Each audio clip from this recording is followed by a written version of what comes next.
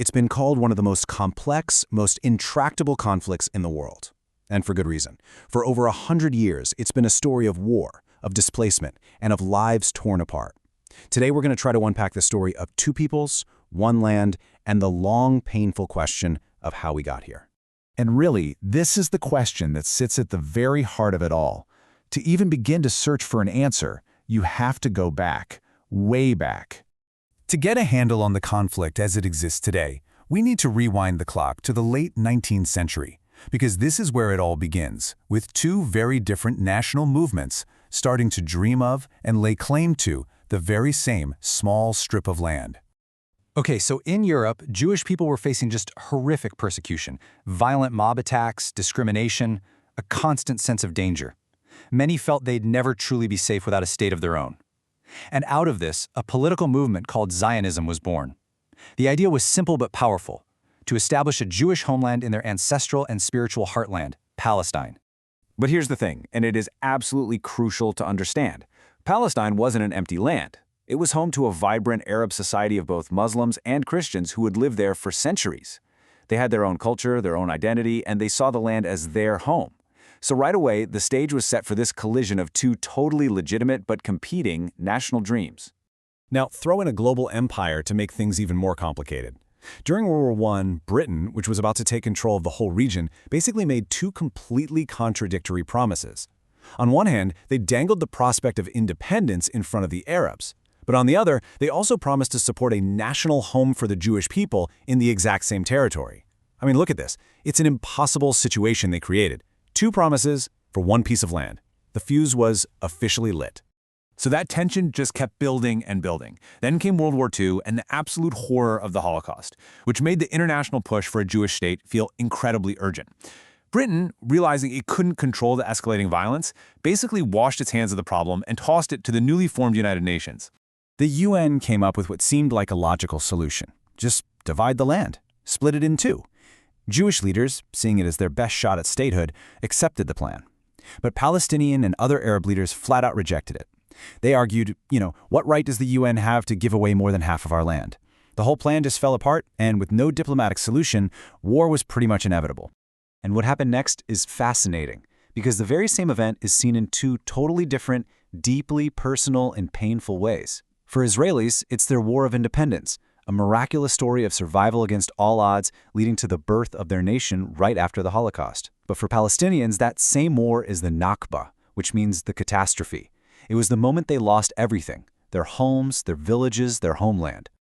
During that war, about 700,000 Palestinians either fled the violence or were forced from their homes. And this single number, it's the root of a refugee crisis that is still one of the most explosive, unresolved issues in this entire conflict. Those refugees and their descendants now number in the millions. And, the 1948 war was really just the beginning. The decades that followed were just this brutal cycle of conflict. But the one war I really want you to focus on here is the Six-Day War in 1967. Because that one fundamentally changed the map, and it reshaped the conflict into the one we recognize today. In just 6 days, it's hard to even imagine. In 1967, Israel captured huge swaths of territory, including the West Bank and the Gaza Strip. And this moment marked the beginning of the military occupation that has defined life for millions of Palestinians ever since. So what does the occupation actually mean on a daily basis? Well, it's not just an abstract term. It means military control. For Palestinians, it means living with checkpoints, with restrictions on where they can travel, and living under Israeli military law instead of their own government. Now, a huge part of this occupation has been the building of Israeli settlements on that land that was captured in '67. And we're not talking about a small number of people. Over 700,000 Israeli settlers now live there. For context, most of the international community considers these settlements illegal under international law, and for Palestinians, they're seen as a massive barrier to ever having a state of their own. But it hasn't all been just war and despair. There have been these moments of real hope.